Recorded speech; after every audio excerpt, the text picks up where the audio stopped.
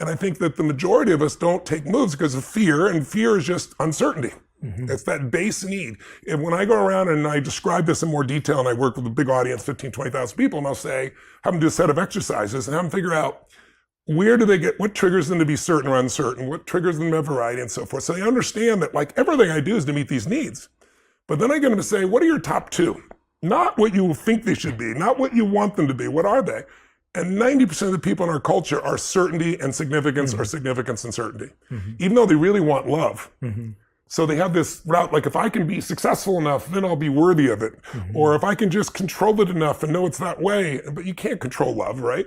And so most people they're trying to meet their needs in a kind of a backwards way. And I think that fear, that uncertainty is what keeps most people from growing until they get enough pain.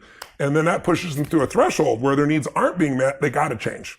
And unfortunately, most people wait till they have enough pain. Now, that's not my preference. I'm sure it's not yours, but I'm sure you've had experiences as much as I've had where you did have to be pushed that far to get there, right? Yeah. By the way, I'm so glad I asked you that question because that's the best answer I've ever heard to it. It's brilliant. Very simple. It's simple, but it's profound as well, because usually we would say, oh yeah, the reason why we wait till we don't have to change is because we're comfortable and we're okay with it. But really, it's because you're saying these needs keep us trapped. Almost. In fact, if you're wanting to change but not changing, it's because some of your needs are met by what you're doing and some of them aren't. That's why you're in that push-pull, but you don't usually do enough until you're pushed over the edge.